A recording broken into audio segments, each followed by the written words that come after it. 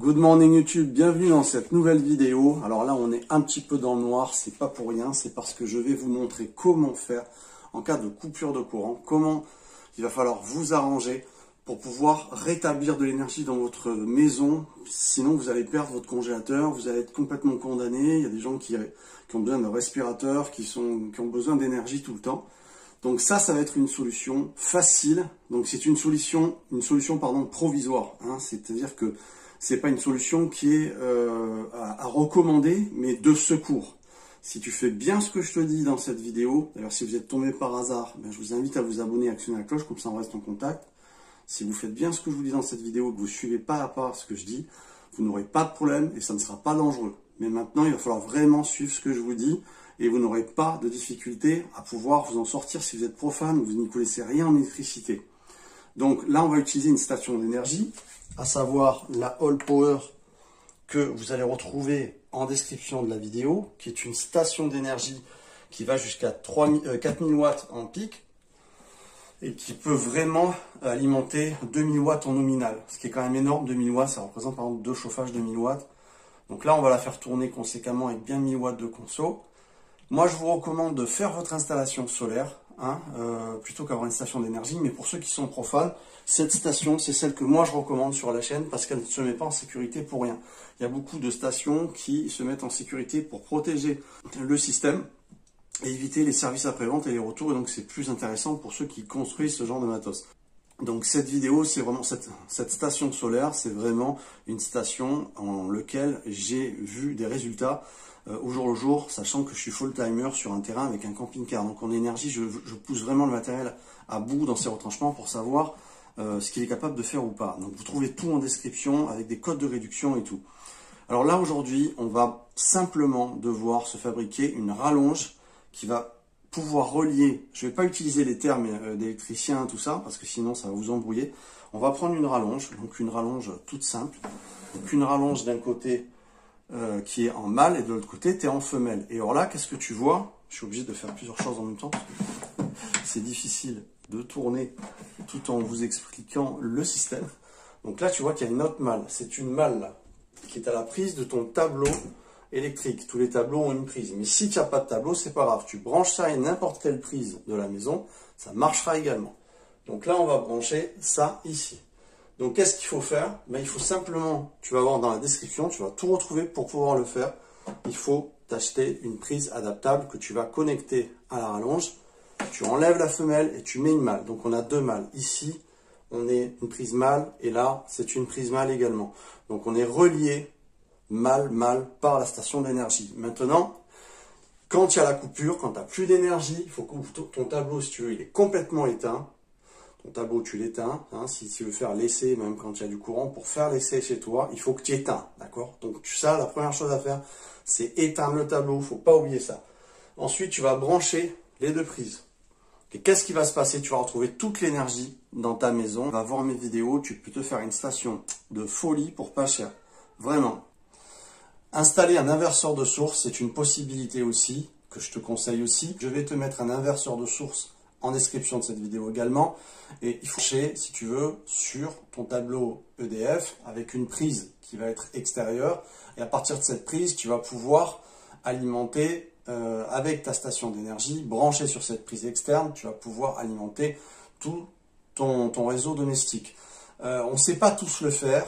Il y a beaucoup de gens qui s'amusent à le faire et qui sont profanes et il y a eu des problèmes, d'accord? Moi, je peux te dire que mon père, il s'est amusé un jour à tripoter le tableau. J'étais tout petit, il n'était pas électricien du tout. Je me rappelle l'explosion qu'il y a eu, c'était une horreur.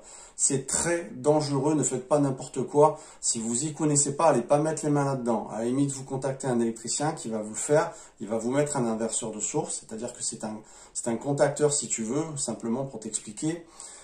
Où tu vas basculer vers EDF quand l'électricité va revenir. Il y a même des systèmes automatiques qui vont basculer automatiquement quand l'électricité va revenir. Je le mettrai en description aussi. Et sinon, il y en a des manuels où tu descends, si tu veux, la partie de ton sélecteur pour alimenter avec ta station d'énergie quand il n'y a pas d'EDF, d'accord? Et puis, tu as un neutre aussi au milieu où il n'y a aucune électricité qui peut passer, ni de la station, ni de l'EDF. Je vais te mettre ça en description, tu vois. Mais si tu t'y connais pas, ma méthode, c'est la plus simple. Au moins, tu seras tranquille. Ça t'aura coûté une prise, une rallonge, tu vois, et une station d'énergie. Et puis, tu seras tranquille. Maintenant, encore une fois, je conseille de faire sa station d'énergie et d'aller voir mes vidéos. Parce que pour le même prix d'une station d'énergie, vous pouvez avoir quelque chose de plus puissant en autonomie. Honnêtement, pour le prix d'une station d'énergie, tu peux avoir la compétence en autonomie d'une EcoFlow Pro, tu vois. D'une Delta Pro qui coûte 4000 €. Moi, avec 1500 €, ben, j'étais l'équivalent. Va voir mes vidéos, j'explique comment les fabriquer, comment les faire, et c'est impeccable, d'accord? Ce sont des stations qui vont être plus compétentes dans le temps et dans la durée de vie et dans l'autonomie. Donc, si tu sais brancher un inverseur, si tu as envie de t'amuser à faire cette aventure, c'est pas si dur, mais il faut t'y connaître. Encore une fois, ne t'aventure pas si tu ne te connais pas. Si tu t'y connais pas, c'est dangereux. Donc, si tu es profane, tu fais mon système, tu écoutes la procédure, à savoir d'abord en éteint, première chose qu'on fait en éteint, ensuite on branche sa prise, ensuite on va alimenter la station d'énergie qui va donner l'électricité dans la maison, et ensuite, quand on voit nos voisins qui avaient retrouvé la lumière, on va demander, tiens, la lumière, tout ça, on commence par éteindre sa station d'énergie, on débranche sa station d'énergie, et ensuite, on remet l'électricité. Et là, il n'y a pas de problème. Dans la vidéo, je vais encore le rappeler et vous expliquer tout. Ok, on se retrouve devant. Donc, on a ici, tu le vois, une prise, la prise mâle qui est branchée au tableau. Encore une fois, sur n'importe quelle prise de votre maison, ça va se relier et ça marchera. Si vous n'avez pas cette prise-là, d'accord, sur le tableau. Maintenant, on va brancher l'autre prise à la All Power. Donc là, c'est une prise que j'ai moi-même mis et on va la brancher. C'est parti. Donc, première chose, tu branches la prise. Ok.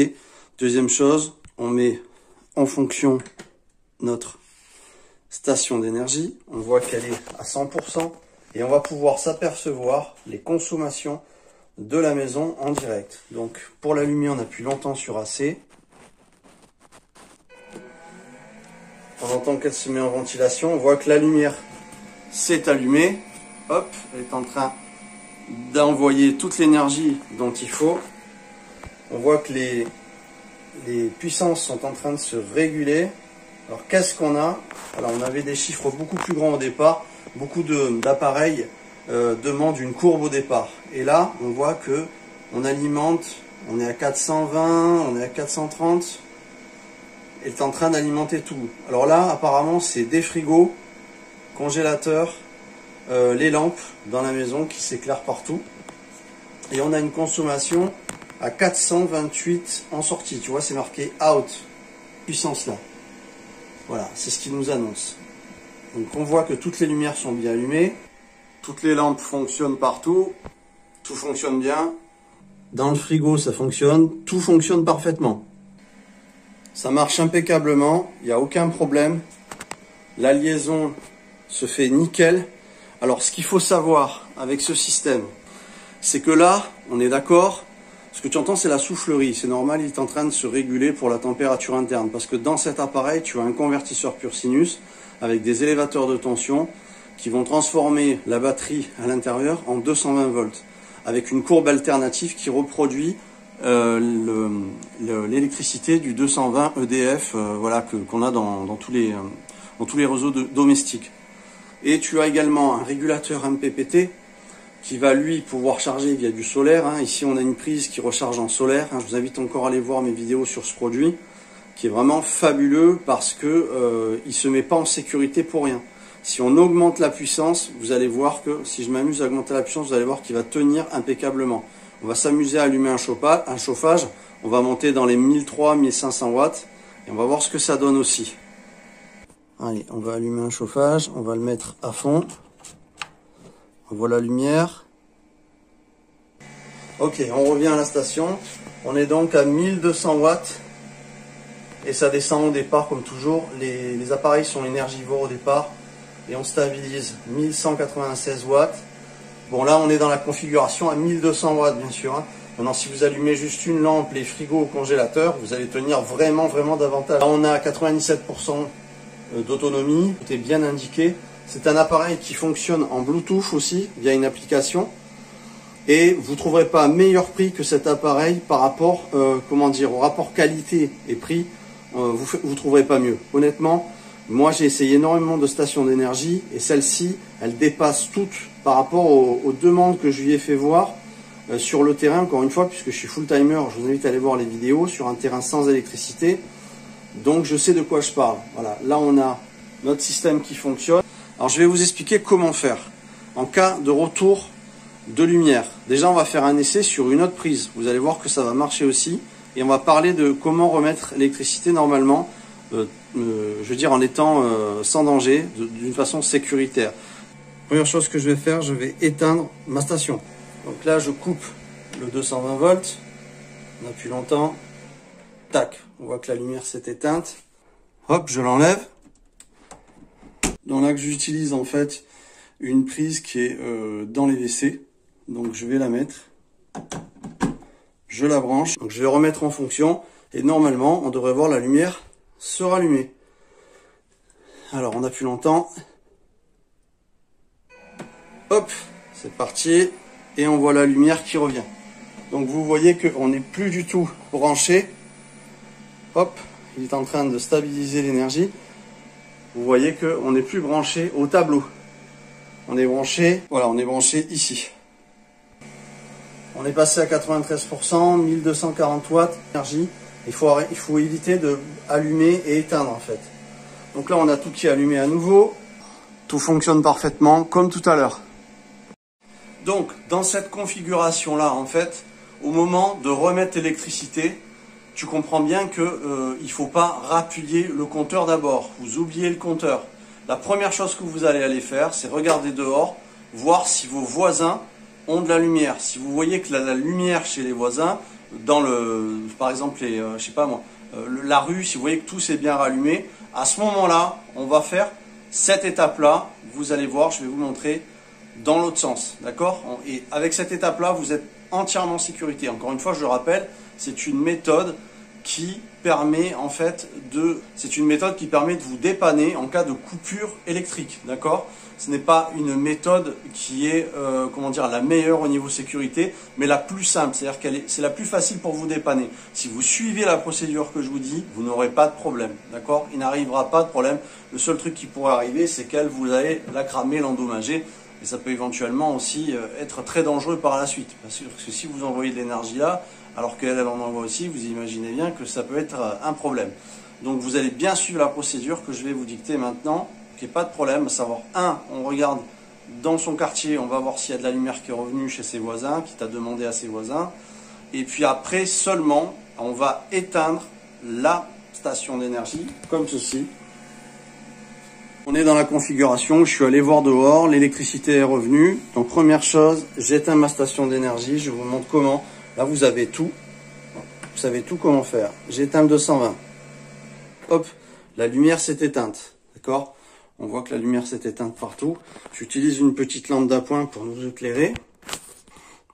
Donc une fois qu'on a éteint le 220 volts, d'accord, on peut aller débrancher les prises, à savoir d'abord la prise que j'ai branché au mur. Je débranche, hop. Alors, pour rappel, il y en a qui auraient dit que tu aurais dû débrancher d'abord celle-là. Vous pouvez débrancher d'abord celle-là, mais là, je vous assure qu'il n'y a plus d'électricité puisqu'elle est complètement à zéro, elle n'envoie plus d'énergie. Donc, il n'y a pas de danger, d'accord? Mais si vous voulez débrancher celle-ci en premier, vous pouvez également. Dans tous les cas, vous débranchez une des deux et après, vous débranchez l'autre. Voilà. Ensuite de ça, maintenant, on est libre. On a vérifié qu'il y a de l'électricité dans le quartier, chez les voisins, l'énergie est revenue. Maintenant, on va pouvoir rallumer l'électricité dans notre tableau électrique. Tout ce que vous avez à faire, c'est vous créer une rallonge avec 2 prises mâles, d'accord? Encore une fois, vous les voyez là. C'est la seule chose que vous avez à faire et c'est très simple. Je vais vous mettre ça en description et tout le reste aussi. Donc là, on se retrouve dans le tableau électrique. Je vais maintenant rebrancher l'électricité. Clac, voilà. À partir de là, on est tranquille, il n'y a plus de danger, on s'est dépanné, on n'est pas resté sans électricité, on n'a pas eu besoin de se donner énormément de mal pour pouvoir se dépanner d'une grave coupure de courant qui a duré des heures et qui peut durer même très longtemps. On va vraiment être tranquille au niveau d'un blackout. J'espère que cette vidéo vous aura plu. Abonnez-vous pour rester en contact. Honnêtement, suivez bien la procédure. C'est pas la meilleure méthode dans le sens où il vaut mieux installer un inverseur de source. Mais si tu veux t'en sortir juste en cas de coupure de courant et que tu fais ce que je te dis, tu as vu, on l'a fait ensemble, il n'y a pas de danger, d'accord?